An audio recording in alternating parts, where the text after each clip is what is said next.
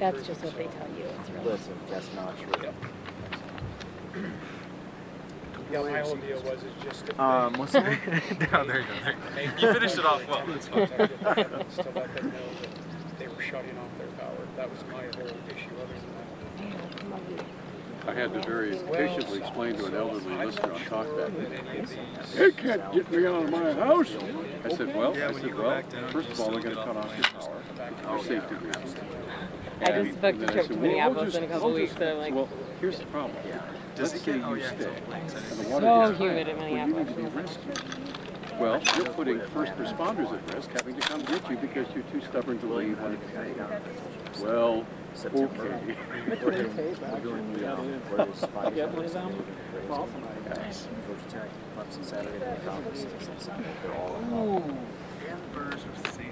Yep. Are those games really that cool? And I could tell he was getting ready to do Yes. house football, Which I go to a lot. Yes.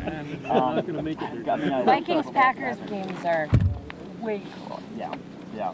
I can only imagine. Yeah. So yeah, it's yes. It'd be kind of cool to get it before and after. In 2011. This is probably the only time you wish you had a visual medium.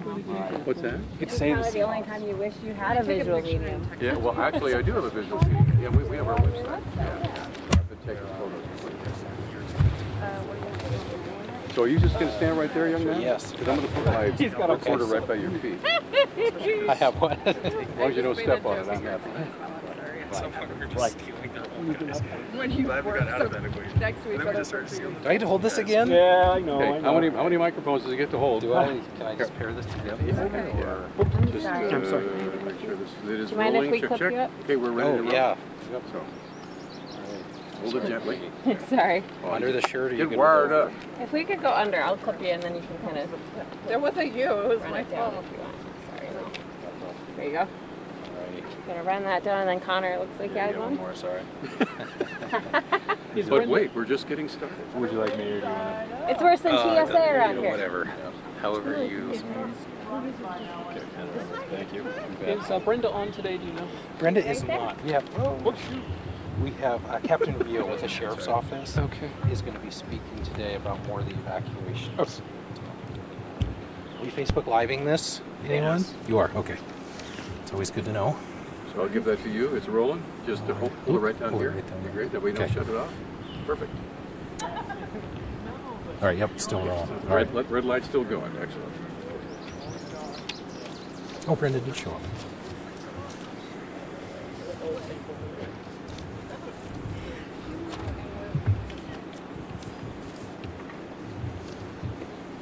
We're ready when you are, sir. Okay. 1 second, if we could. All right. And not to be a complete pain in the ass, but if you could get it up a little Yes, higher. I did see that yesterday. Some of the. Instead of a partial pain in the ass.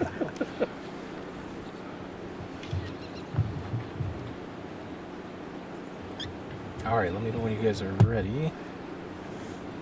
I'm ready.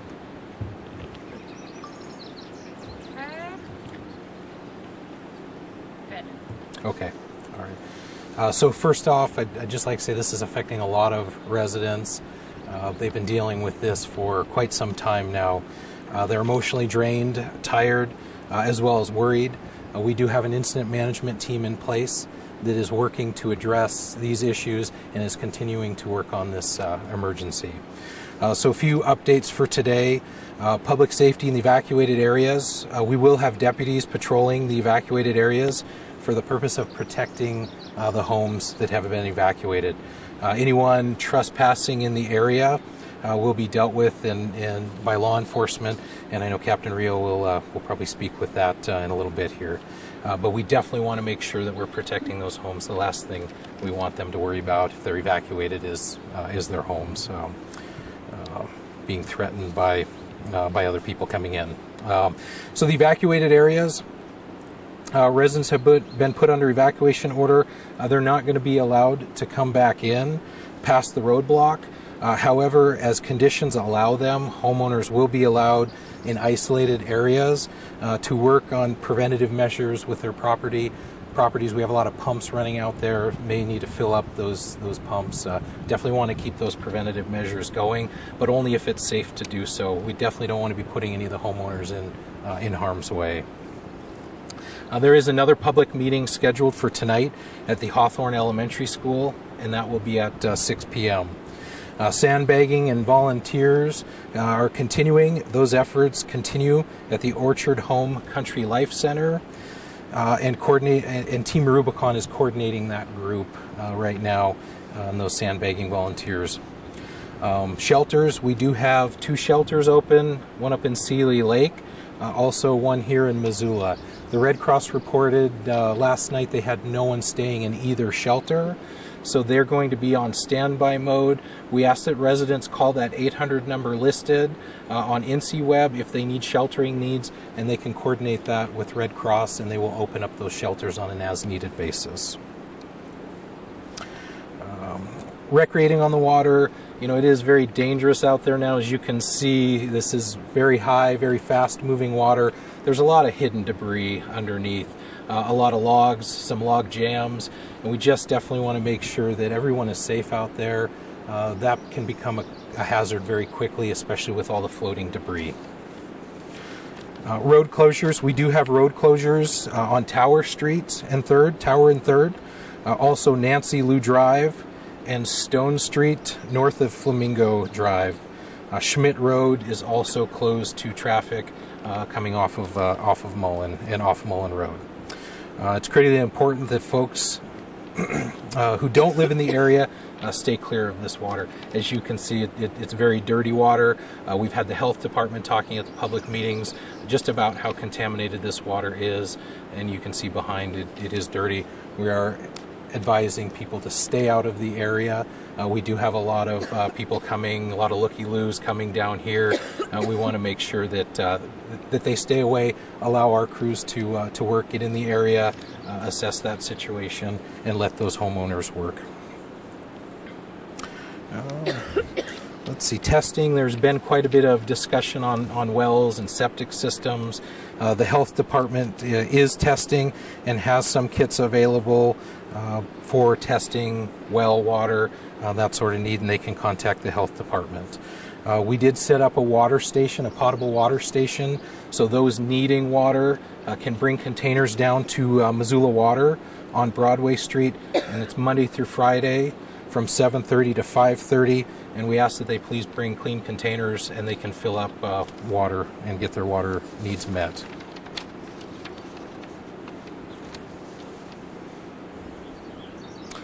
Let's see. So again, we continue to push information to our NC website. We have uploaded some photos on there as well of the impacted area, so we're encouraging people to find information on NCWeb. We also have flood information on the county website, and a lot of that information is pointed to NCWeb as well, so that can be kind of some one-stop shopping. We do have an info line established. We're getting a lot of calls. We want one centralized phone number that residents can call countywide if they have questions or if they're impacted in any way. They can call 258-INFO. That line is being staffed from 9 in the morning to 6 p.m. and then there'll be some recorded information after those hours as well. We do have an information trailer in the Wheat, Montana parking lot that will be continued to staff from 9 to 6 as well, where residents can come down, talk with information folks, get some information on the changes and what the incident management team is doing. We ask that people continue to monitor social media. We're pushing social media updates as well through the Office of Emergency Management, the 911 Center, as well as the Sheriff's Office, Public Health, Missoula County Public Works as well. At this time, we'll turn it over to Captain Rio for any evacuation questions, and then we'll, about the evacuations, and then we'll open it up for any questions afterwards here.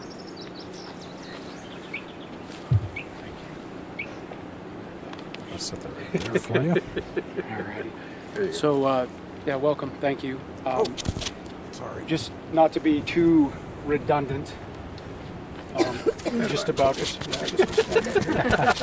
Mic'd up here. Please stand by. The trouble is not at your set.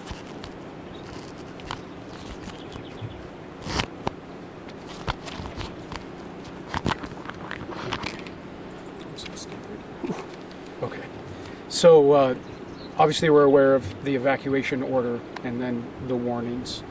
One of the things that I would just like to speak to is just to thank everybody for their patience, especially the people that have been evacuated. I know it's kind of hard. It's hard to leave your property and not know exactly what's happening.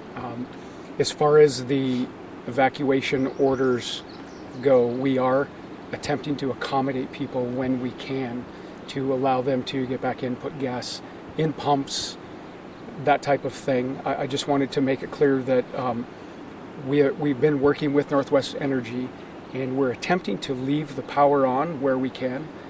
At the same time, we just want to make sure that people know that if they're in these areas where there is standing water, to not touch metal fences, to not touch things that are metal, anything that conducts electricity. Northwest Energy has said that they will leave the power on unless they have a failure. So if they have a failure in an area, they will not go back and restore power until this incident is over. So that's just one of the ways that I guess we're trying to help people who have left like freezers at home, that type of thing.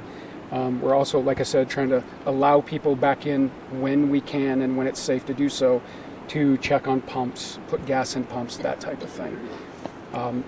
As Mel covered, we have the information trailer at Wheat, Montana. One of the things that I wanted to cover today, just as far as a little bit of misinformation. So every morning, this incident management team has a briefing at 8 o'clock in the morning. And then we have another meeting at 10. And so we start compiling our information. We have people that are out in the field, and they go out in the field to assess where the water is, where water levels are. And so some people this morning just thought that they showed up thinking they were going to get more information, and really we don't have that information till at least afternoon, a lot of times not till after 2 o'clock in the afternoon. And so we just appreciate the public's just their patience on that. But it just takes a little bit of time for us to push out this information.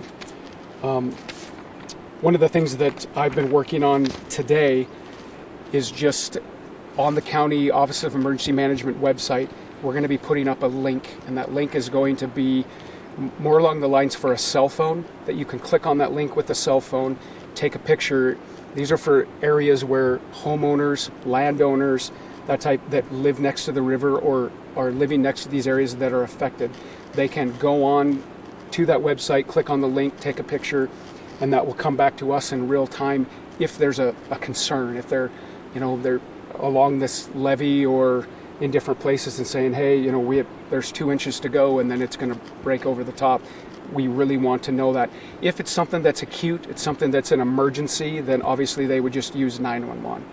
But if it's not an immediate emergency, then we're going to offer that on the website where they can make a few quick comments, take a picture, get it, and it'll go right to our incident management team, and then we can get people out there to assess the situation right away.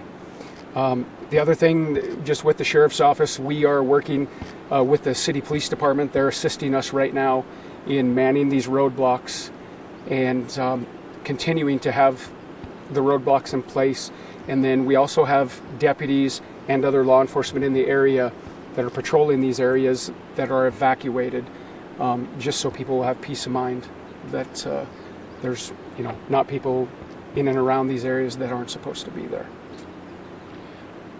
Captain, so we have 60 out, right? And I talked to the weather, 60 residences. I talked to the weather service earlier. They're expecting some possibly intense isolated showers this evening. What are the odds more orders will be coming down later today? So that's what we're really it's kind of the grim news, I guess, that we've been waiting. I've been working with Leanne from the National Weather Service. And if I'm not mistaken, they were actually looking for a possible low pressure towards Butte, which are the headwaters of the Clark Fork River. And so they were just monitoring that to basically let us know how much moisture they were expecting. So if that moisture does show up, we could really be looking at possibly more homes under the evacuation order. We kind of left it, when we left it yesterday, if I'm not mistaken, there's about 15 to 20 more homes that are just right down the street here that could be affected. But, if without a crystal ball, depending on how bad it goes. You had said yesterday the total number of homes that are in danger are around 2,000, is that right? And Peter, that's countywide. Countywide, So that's including including, yeah, and that's a worst case, scenario with the water levels rising based on the predicted forecast. Thank you. Just over 800 homes in this area. Okay. Are you guys aware of when the last time you had to do evacuation orders for flooding? So, from what I remember, it was 2011. It was very similar to this. However, I'm glad you reminded me of that. One of the things that I've noticed is we have a lot of people that are, things are just a little different this time. And so they're saying, my home or my land hasn't been affected like it was in 2011. And so they're kind of breathing that sigh of relief saying, well, this isn't as bad as 2011. However, we have a lot more people that are reporting that this is worse than 2011. And so I guess that's one of the things that I really want to cover even tonight at the public meeting, is just for people to not really let their guard down, that just because for right now it's different than 2011 doesn't mean that it won't get worse, and it doesn't mean that it might not be better for some people and worse for others. There were some excavators going on over by Schmidt Road, some Knife River people. What are they doing over there? Okay, so those excavators off of Schmidt Road, there were 3 trailer houses, mobile homes, and 2 of them washed off of their foundations. Now, I'm not sure if people had been living in those and then they evacuated, or if they were maybe guest homes or something like that. I'm not exactly sure yet. I just know that they weren't occupied at the time they washed off. One of the things that we've been concerned about is those mobile homes washing downstream, and then worst case scenario, hitting one of the bridges such as Kona Bridge and taking out that bridge. So the county right now with the health department really helped us out and just said, look, this is an emergency situation. We need to get down there right away. So they have excavators down there attempting to retrieve those trailer houses and get them either out of there or anchored off so they can't go any further downstream. Are we talking full-size trailers? Full-size trailer homes, like 14 by 70 trailer homes. And then subsequently, because of that, we actually had to cut the power to that area. So the Evans Tree Farm right now is being affected by that, the power outage. I know yesterday that there were some fire officials on standby actually washing down deputies who were in the floodwaters, knocking on doors. Is that something you recommend citizens do if they come in contact with these floodwaters? I think to be prudent, just not knowing what's in the water, if you're, from what we've been told, because of the groundwater and all of the septic systems that are out in this area, to not expect that the water is safe to be wading around in. And so I would certainly take that precaution. This is probably a question better for the Army Corps, but levees like this one, right, we're on, how are they looking? Any word, any seepages? Or? Yeah, so yesterday they did address that. There's no concerns at this point. Based on current forecasts, yesterday they were saying that they're not predicting that based on predicted forecasts, it going over the levees, and everywhere that they assessed levee-wise, they were holding strong. Still good. And so I guess one of the things too, that I would like to relay is that this is a situation that we probably haven't seen for quite a while. I grew up out here in the Target Range area, and I haven't really seen this for a long time. And I haven't seen this early, I guess, is really what I'm trying to say. Now, I was up yesterday. I flew with the Civil Air Patrol up to the Sealy Swan, down the Blackfoot, and then back into Missoula.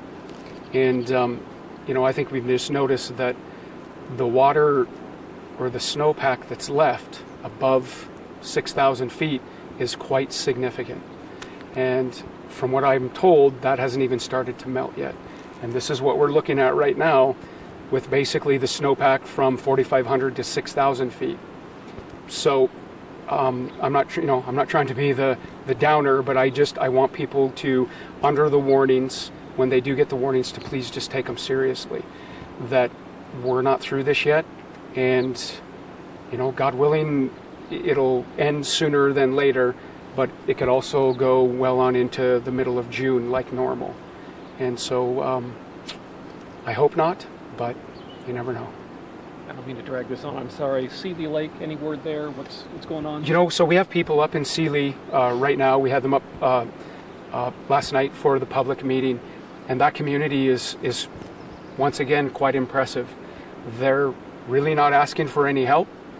They know that around Boy Scout Road and the outlet coming out of Seeley, it's flooding, and it's higher water than our Sergeant Parcell, that's been up there for over 30 years, said he's never seen this. So it's that part's quite concerning, but at the same time, we've got folks up there right now that are working up there and just monitoring things, and really Seeley Lake hasn't asked for much. Any word on possible evacuation orders there? So far, really no. Most of the places that are affected are summertime, so it's really not a lot of permanent residents there right now. Do you anticipate any more warnings or evacuations for this side of the river around Schmidt Road? So that is one of the things that we had this. They're called FOBs, just the team that's out assessing, and so they've gone out. They've gone out all the way to River Run out towards 9 Mile, and so I'm just waiting to hear back from them this afternoon, and they're going to basically get us up to speed on what's going on. So right now I don't anticipate anything, but it's always certainly possible. Do you know what time that would possibly be available? I'm hoping before the public meeting tonight. And we have, part of that incident management team broken down into functions. Our plans folks are working with those FOBs, or those field observers that are out there.